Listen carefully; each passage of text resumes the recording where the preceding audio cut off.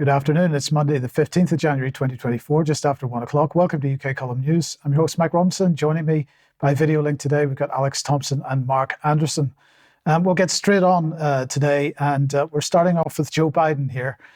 So he was passing private messages to Iran, apparently, he claimed on Saturday. He told reporters that he told them this, basically, we delivered a message privately and we're confident we're well prepared. Of course, he's talking about Yemen here and so on.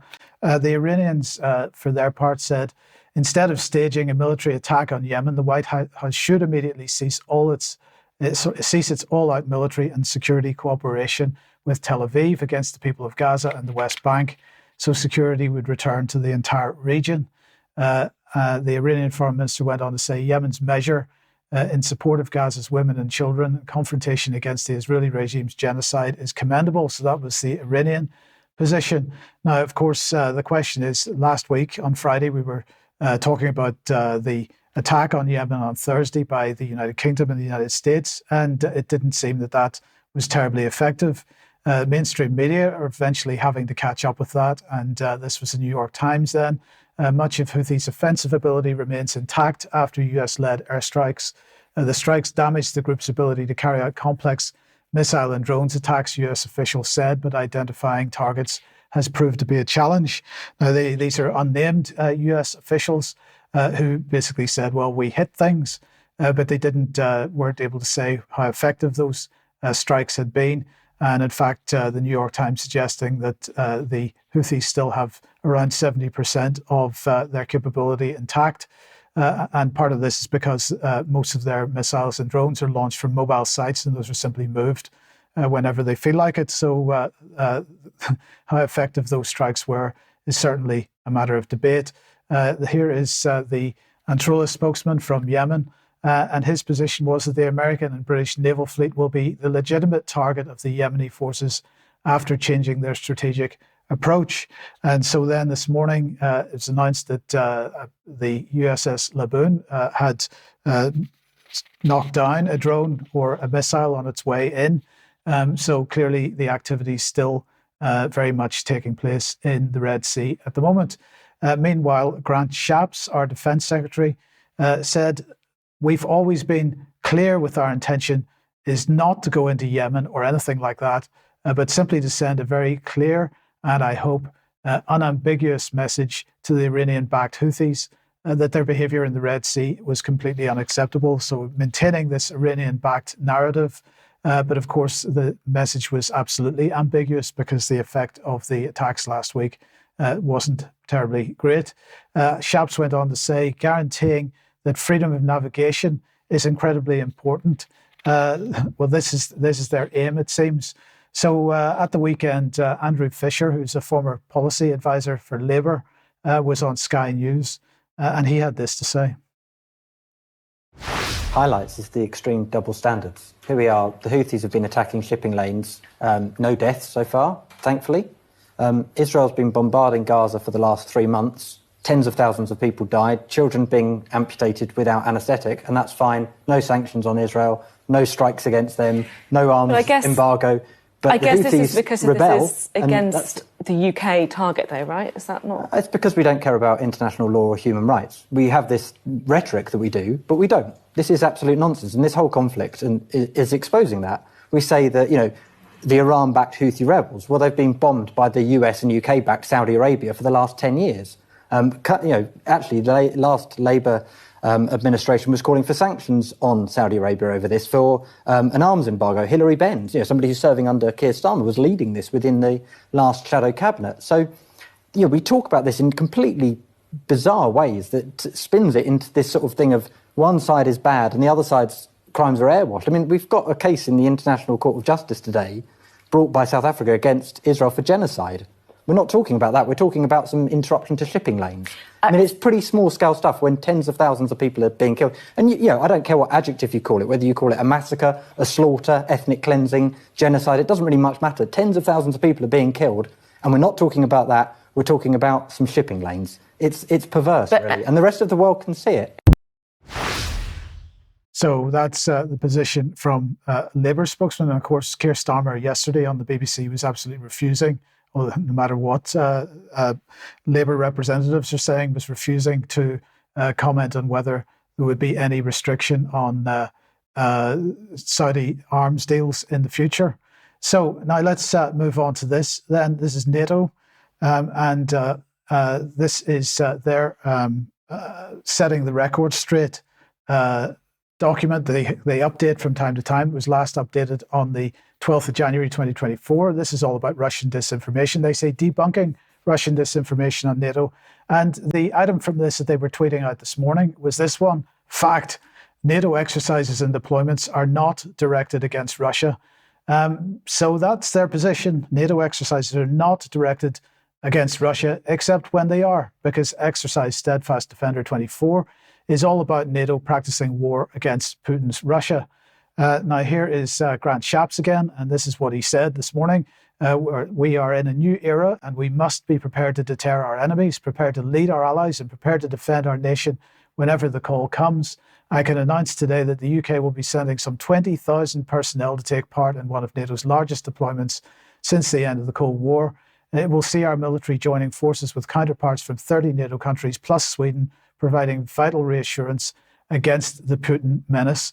So he was saying that at a speech that he gave at Lancaster House this morning, and that was the graphic. This is the new tagline, Alex: deter, lead, defend. How could we go wrong?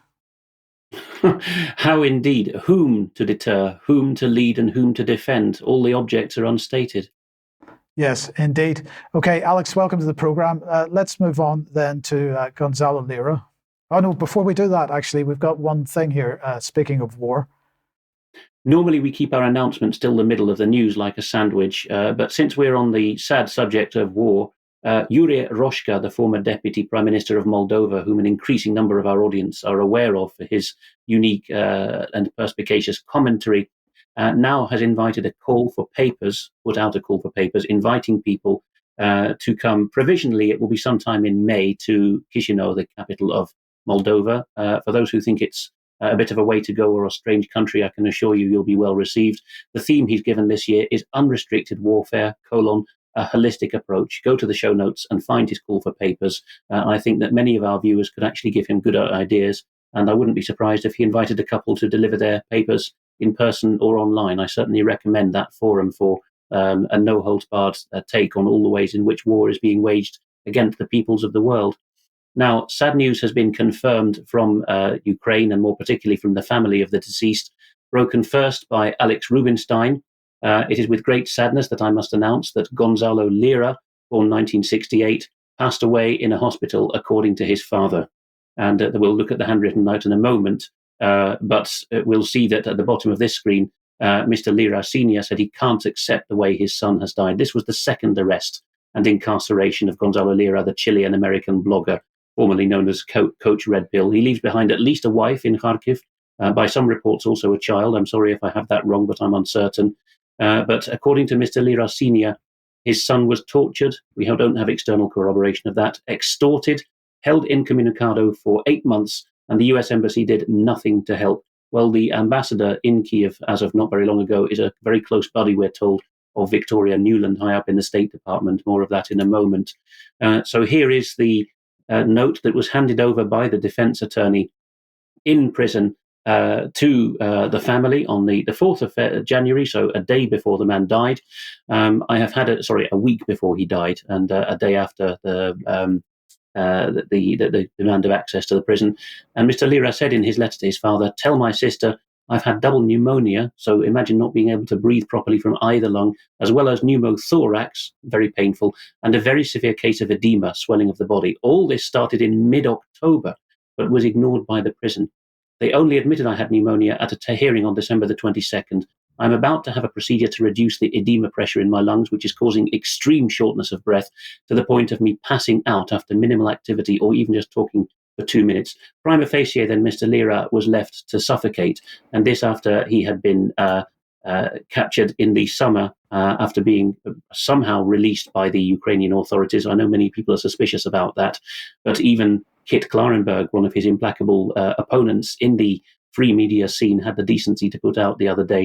I disagreed with Mr. Lira on nearly everything, but he didn't deserve to die in a Ukrainian jail. Another report has come out from the Grey Zone, American citizen. He grew up in California and was a graduate of both Santiago de Chile and Dartmouth in the US in history and philosophy. Gonzalo de Lira dies from neglect in Ukrainian prison. And Rubinstein again says that emails in his possession show that Lira Sr. Took up contact with the embassy, the US embassy in Ukraine, on the 3rd of January and urged them to make an effort to find out. But he said that the Ukrainians were concealing information about his son's health.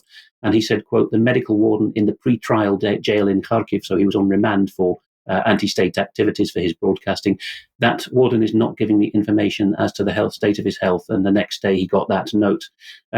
Now, just to remind ourselves of what happened last summer, this was recorded on the last day of July last year. This was when Mr. Lira had managed to escape Ukrainian custody the first time, had got himself by motorbike to the Hungarian border and was trying to cross in a panic, although he remained fairly calm in the situation. So some of us will remember this clip. I'm going to be tried on Wednesday, August 2nd, the day after tomorrow, as a matter of fact. I posted both the original Ukraine language version and the translation. The translation was by the court-appointed translator, so I have no idea if it's accurate or not. Those of you who speak Ukraine will be able to give a better sense as to whether that translation is accurate, but that's besides the point. I put up the entire indictment in both the original and the translation so that you can see exactly what I was charged with and imprisoned for. Now, the charges are very serious because the penalty is 5 to 8 years in a prison labor camp. I'm 55 years old, and some of you may know I have a fairly serious heart condition. I'm not going to survive 5 to 8 years. And I've already been told by people who would know that I will be found guilty. And because of circumstances, it would be convenient for me to serve out that sentence, for me to basically disappear. Disappear in a prison labor camp and, potentially die there. Either naturally or unnaturally, as the case may be. And as it turned out, he didn't survive 5 years of incarceration. He didn't even survive 5 months of pre-trial or remand detention. Now, Tucker Carlson, and you'll find this in the show notes too, has reminded his audience of an earlier episode he had interviewing Mr. Lira Sr., in which, you won't hear it in this clip, but Mr. Lira Sr. predicted that his son would die in Ukrainian custody. In the few seconds we're going to play here, Mr. Lira Sr. is noting the odd synchronicity of timing at the time of his son's second arrest. Let me say more.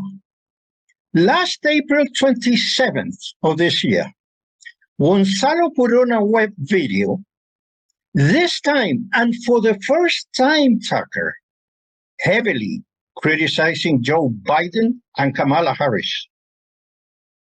4 days later, the Zelensky police detains Gonzalo through that terrible, sinister Gestapo called SPU.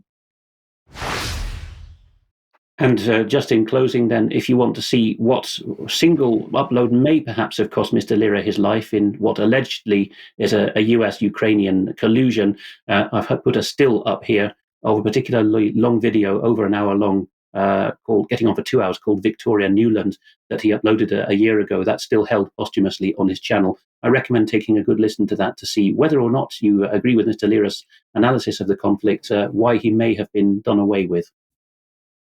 Okay, Alex, thank you very much. Now, Mark, let's bring you onto the program. Welcome to the program, and give us an update on what's happening with the border in the United States. Pretty dire situation at the basic sense, of course. Some 10,000 plus a day coming over the U.S. southern border with Mexico. Over that, really, if you consider the entire 1,900-mile border from the Gulf of Mexico to the Pacific Ocean. But the real kicker is in Texas, which is 1,200 miles of that 1,900 miles. And of that Texas border, a lot is in Eagle Pass. And here in this first frame, we have an original photo from one of my field contacts, strong allegations, photo 4 UKC from U.S. border with Mexico at Eagle Pass, Maverick County, Texas, foil-coated captured illegals taken in by Texas State Guard. But do Texas Governor Abbott's actions match his get tough rhetoric? And the question is beginning to be answered, and it's not very pleasant. So here's an article that I started just to get this basically laid out, partly for my RBN radio show. Double cross at the border, ? Close-up border scouts allege Governor Abbott is compromised. Out of Eagle Pass, according to exclusive, reliable sources very close to the U.S. southern border, those whose views are rarely quoted by even alt media, let alone the legacy media, the hard realities at the border are being hidden from even the most passionately sincere border watchers who believe that Texas Governor Greg Abbott, whose state comprises about 1,200 of the 1,900-mile border, is on the level. Is he on the level? The internationalist Biden White House, as Abbott himself often says, is seen as the only real obstacle to border security. Meanwhile, the legacy media plays its part by criticizing Governor Abbott, characterizing the third-term Republican as a heartless, hard-right killjoy who simply hates immigrants. Reading on a little bit more from my article, such criticism serves to make Abbott look like the sincere patriot, and maybe he is, but serious doubts keep emerging. And this has been going on off and on for several months, maybe the better part of a year, guys. First, a step back, and let's consider a January 13 screed from The Atlantic. This unsavory globalist rag, as I describe it, used the word ugly to describe Abbott's new policy of reportedly having Texas State Guard soldiers exclude, in other words, keep out, Federal Border Patrol and CPB, Customs and Border Protection agents, keep them out of Shelby Park in Eagle Pass, Texas. This is where huge amounts of illegals are gathered. Keep them out because the state of Texas, accurately enough, believes that the federal government's open border cartel accommodating policies are perpetuating the ongoing massive onslaught of illegals. Eagle Pass has been ground zero for some of the largest numbers of illegal entries, as I mentioned, and the problem remains largely unabated. Moving on from there, specifying Abbott's supposed sins, The Atlantic scribbled, the Texas National Guard has taken hostage a 2.5-mile stretch of the U.S. border with Mexico. According to a shocking Supreme Court filing by the Justice Department, armed Texas soldiers and vehicles deployed by the state have repeatedly denied U.S. Border Patrol agents access to Shelby Park in Eagle Pass. The state did not immediately deny this. A spokesman for Governor Abbott said Texas will keep, quote, utilizing every tool and strategy to respond to President Biden's ongoing border crisis. And we'll move on from there. This is from Anson Bills. He's in the field practically every day, like another field contact of mine, Wyatt Watson. And this is what he had to say to me, Mr. Bills. I talked to a lieutenant and a staff sergeant, and they said, in reality, the Texas soldiers are detaining the illegals, but still turning them over to CPB, contrary to what Abbott is saying. Last night, some of the media, mostly alternative, saw Customs and Border Protection go in, pick up the illegals from the state, and then come out. Everything is just a dog and pony show. Understand this clearly. The Texas Department of Public Safety, which is the state police, and the state guard are now detaining the illegals, but still turning them over to the feds. Bills also told me, quote, Abbott is trying to keep a lid on what he's doing, but he was not expecting me and others to be there. If it was true, his assumed efforts to exclude Biden's border agents and do the right thing, Anson Bills, I wanted to support him. But when I found out it's not true and he's handing the illegals over to the feds, it's damage control more than anything. And the illegals that end up in federal custody are mainly released into the U.S.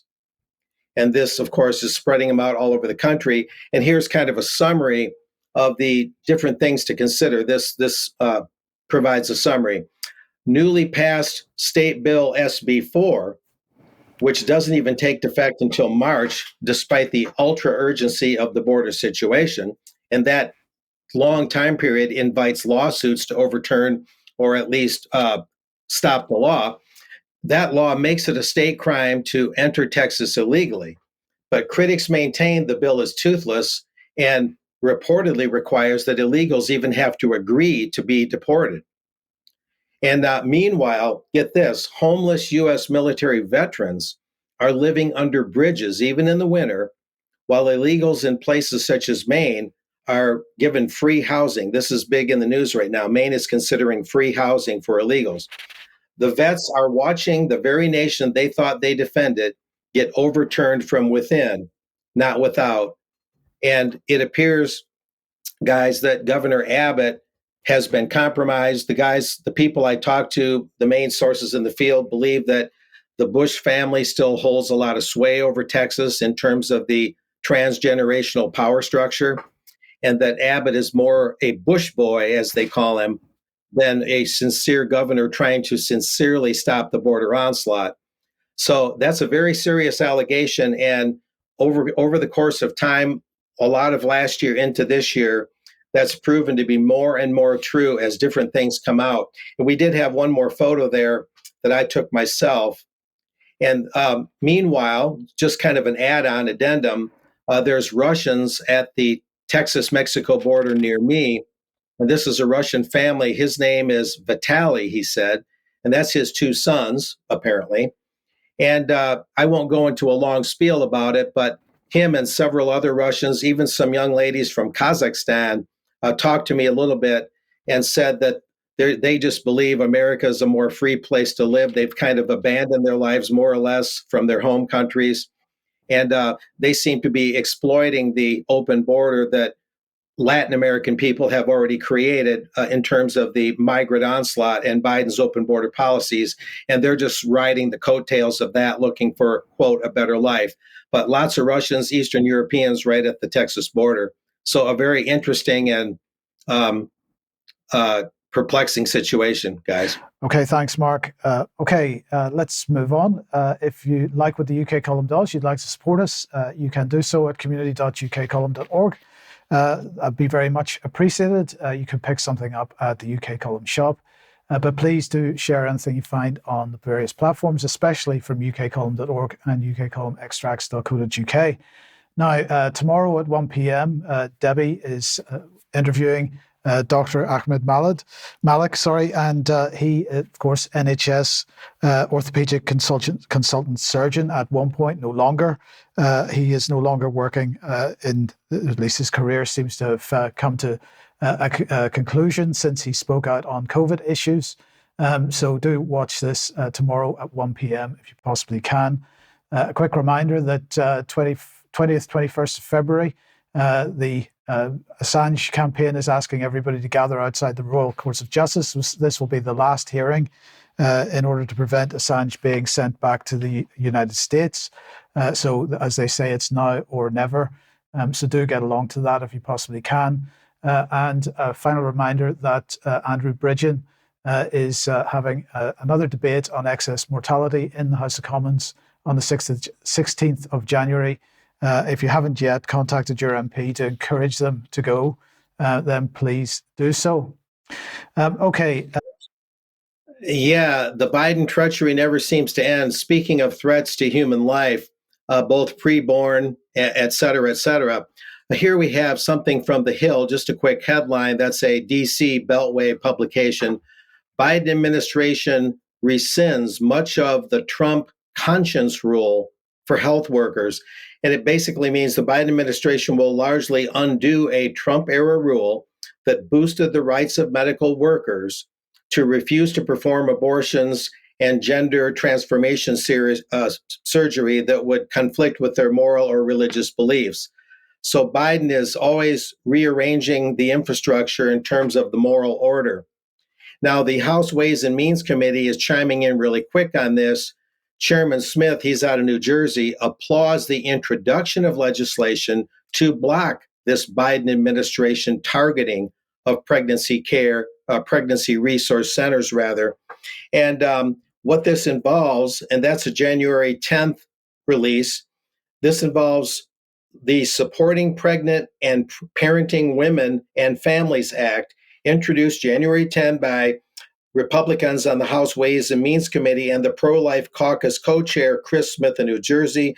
It would block the proposed Biden rule that would prohibit states, the rule, if it's passed by Biden or if it takes effect, would prohibit states from giving temporary assistance for needy families funds to pregnancy care centers that support both the mom and the unborn child. There are 2,700 such pregnancy care centers across the country, and the bill was marked up the next day, January 11, as we're seeing here. These pregnancy care centers provide parenting classes, diapers, food, et cetera, et cetera. So it's the direct antithesis to the abortion industry that has killed 60 million babies since Roe v. Wade was first conjured up in 1973. Anyway, this other release we're seeing here, it just gives some of Chairman Smith's opening statements on this by marking up that bill, the Supporting Pregnant and Parenting Women and Families Act. I won't read from it. People can check it out on the show notes. And that's basically it. A quick footnote on that is the rulemaking process in the U.S. has always been somewhat questionable in that it doesn't involve Congress directly, and there's a public comment time that's given, and then it goes into the Federal Register. So it takes a lot sometimes for Congress to challenge anything going through the federal rulemaking process, but this is a major one because it involves not only abortion, but the whole gender transformation thing, hormone blocking drugs, genitalia surgery, and all that. So this would impact the lives of millions and millions of people if the rule by Biden remains unchallenged. So back to you guys. Thank you, Mark. Thank you. Now let's come back to the UK. And Alex, what's going on at King's College London? This has as much to do with Israel as it does to do with Britain, Mike. And I know people prick their ears up and some would accuse us of bias for saying that. But if we bring the piece on screen that's caused the fuss, we'll see that the byline of the online publication in which the news broke makes no bones about it. The publication is Fathom. The byline is For a Deeper Understanding of Israel and the Region. And the author, Anna Stanley, has the headline, or it's been given to her by an editor, Scandalous Indoctrination, Inside a King's College Counter-Terrorism Course for British Civil Servants. King's College London, together with St Andrews University in Scotland, is the preferred centre of concentration these days for the security state to train not just recruits, but also to get them up to master's and doctorate level in various aspects of security and terrorism studies. So KCL is where all the action is at. Let's have a look at the authoress. Again, I plead with our audience to take her at face value, give her the benefit of the doubt until proven otherwise, as with anyone else. But you know what you're getting here. You're dealing with professedly a supporter of Israel. She's made Aliyah. That means she has, as a Jewish person entitled to, she's gone to claim her citizenship and live in Israel. She's left the British Foreign Office to do that. She's obviously strikingly young, a graduate in philosophy. People might sneer, what does she know? But actually philosophers do think quite useful thoughts often. She's an alumna, that should be. She's not done languages of something that, in my opinion, shouldn't exist, a counter-terrorismic group called Young Leaders in National Security, a fellowship for that. And she's an OSINT, which is a big noise in recent years in intelligence agencies. That's piecing together things that people have put on the internet without spies having to filter them out from secret corners. What's it all about? Well, without reading everything, she went to a course for the privileged young thought leaders in this burgeoning branch of counter-terrorism. They were addressed by a former director of GCHQ, interestingly enough to me. I'd guess that would be one of the 2 or 3 gentlemen who directed GCHQ in my time, who went off with a more commercial bent. I'm not being unduly sneering, but I'm assuming that rather than the likes of Sir David Omand, but really very top senior civil servants come to address the bright young things. What happens? Well, the lecturers, probably not the pinstripe suits.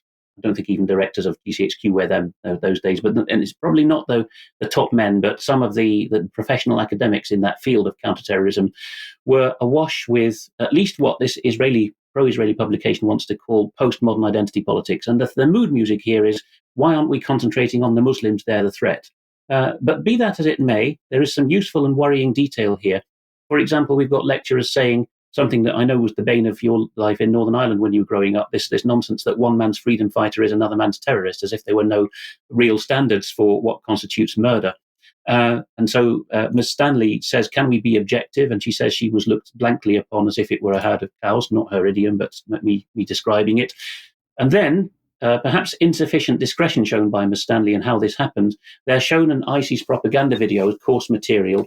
And one of the young ladies says, oh, I knew him, he went to my school. Now, if Vanessa Beeley were with us, I think she would be quick to point out this is not a coincidence. This has to do with the attendee, in this case, the young Muslimah from a British school, being drawn into this apparatus for certain purposes, rather than just being a case of, as Ms. Stanley wants to put it, I think, how did such a security risk or a loose cannon get on the course?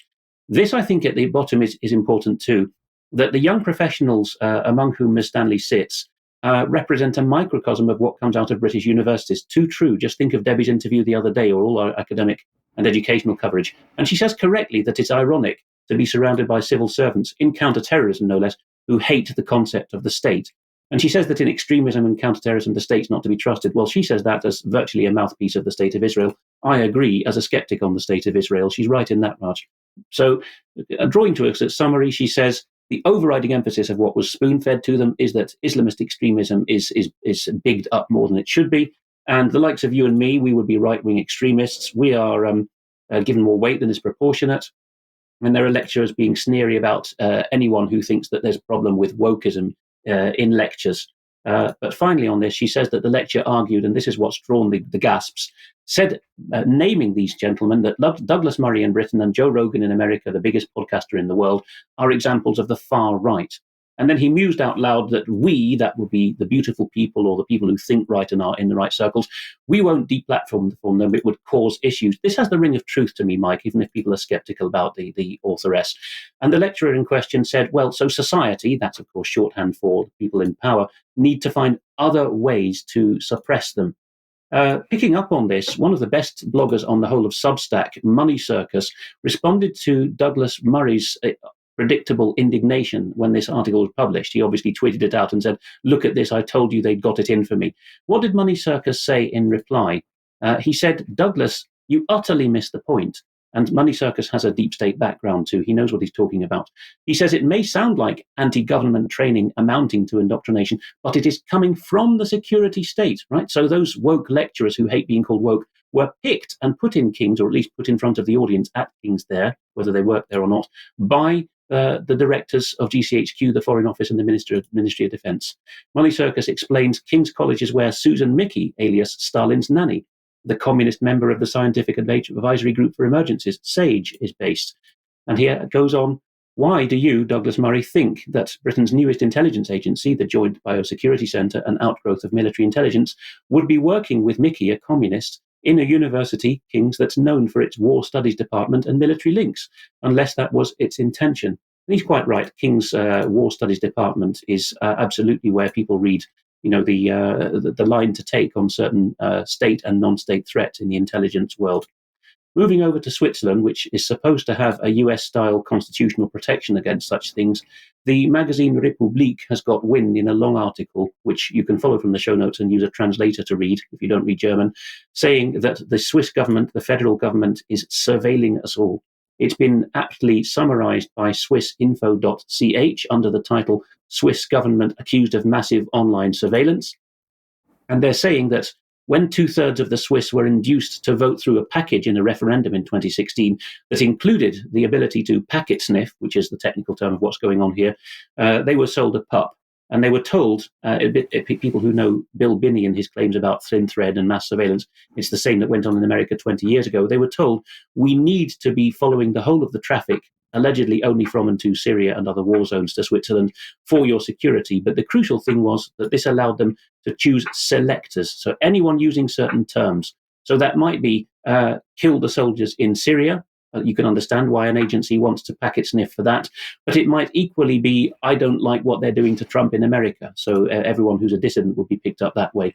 And just on screen briefly now is that the Swiss federal intelligence people are saying absolutely not, no way at all. But the documents that Republik have got hold of, including court documents and technical memos from the government branches, make it clear that far from observing federal constitutional norms, the Swiss agencies have actually been extending this program to smaller telecoms. So even a country like Switzerland in the West now, because it's in the Western intelligence blob, is up to these tricks, and it's got the ability to sniff out whatever the whole population is saying.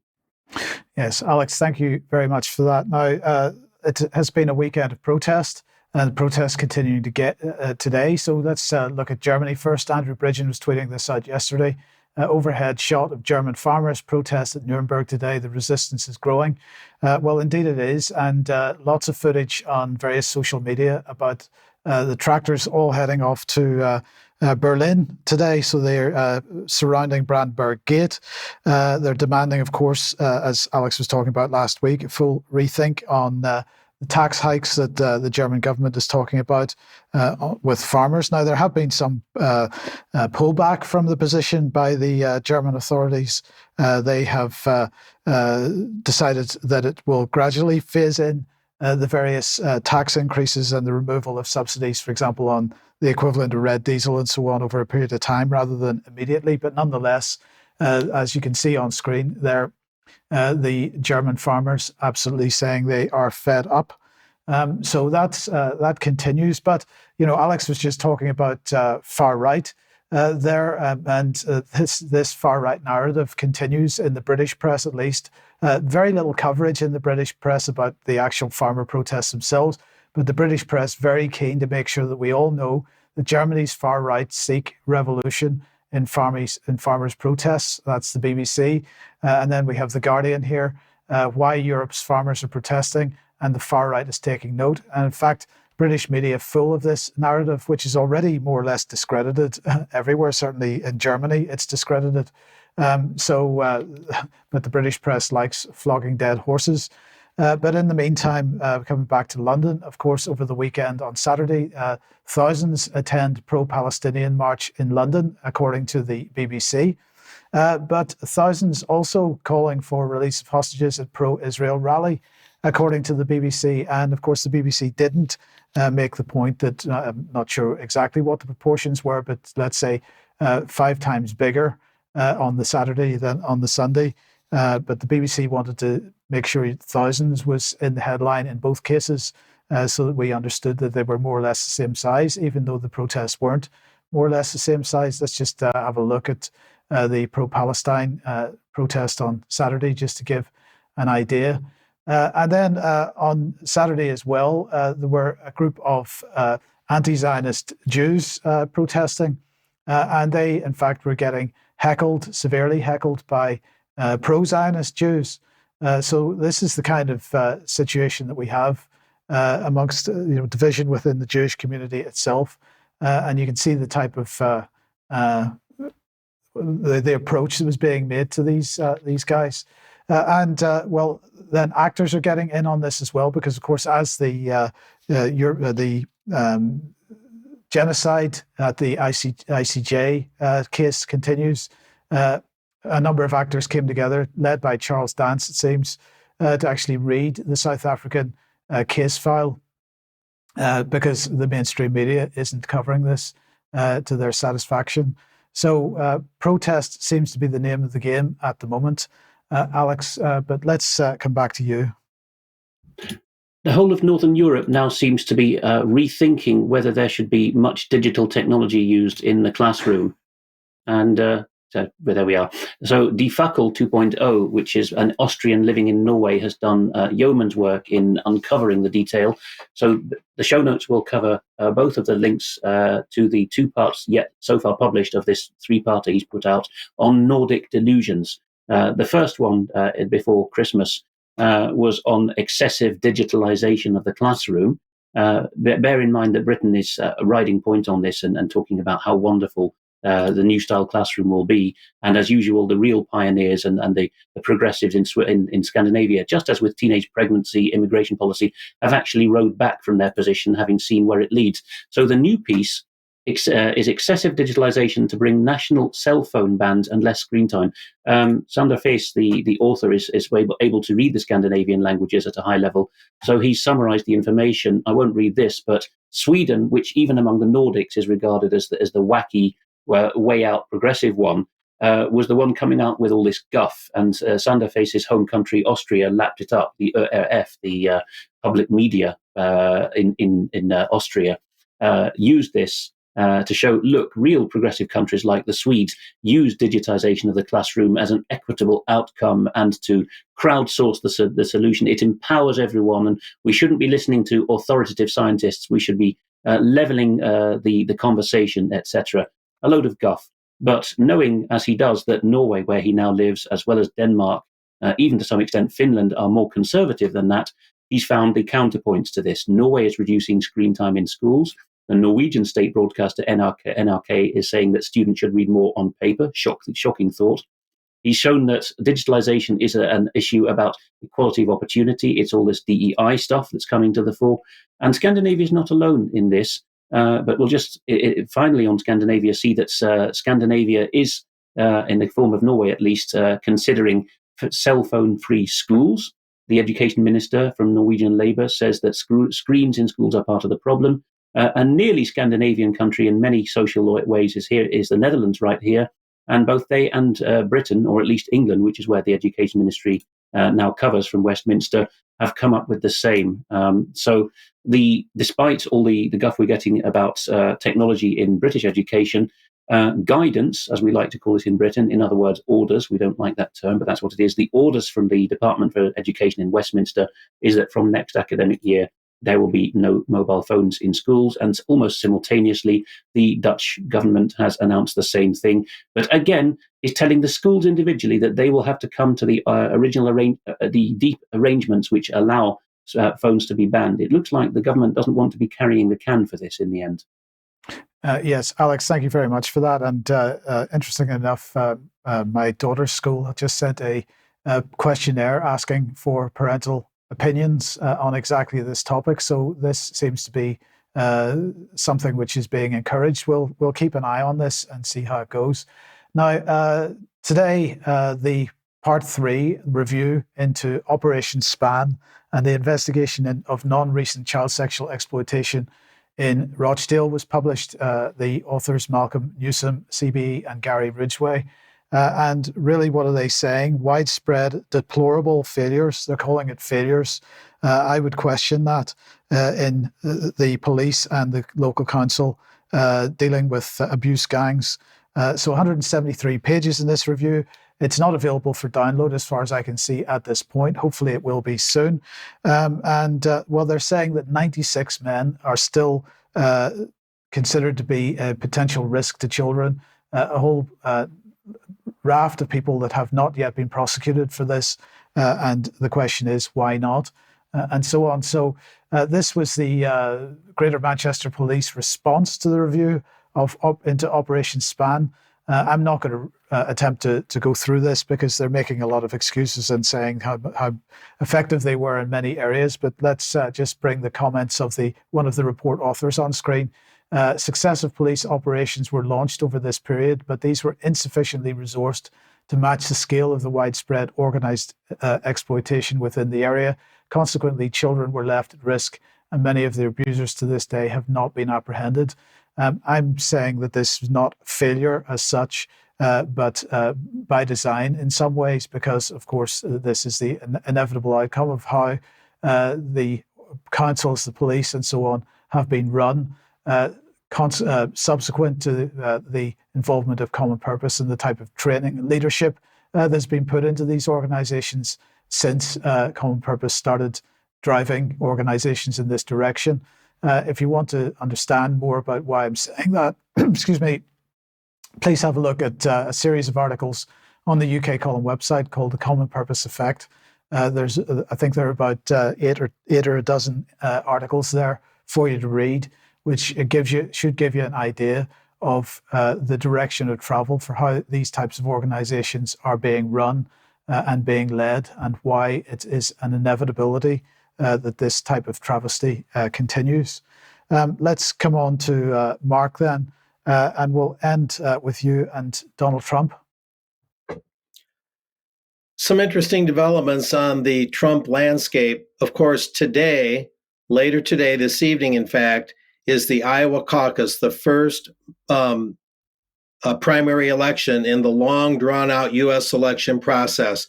That takes place tonight. There's unusually cold weather, even for this time of year in Iowa, and people are worried that people won't make it to the polls. Trump did a lot of pre-caucus stumping, including an extended conversation with the Attorney General of Iowa that was quite interesting. He referred to Joe Biden as a Manchurian candidate. Take that as you will.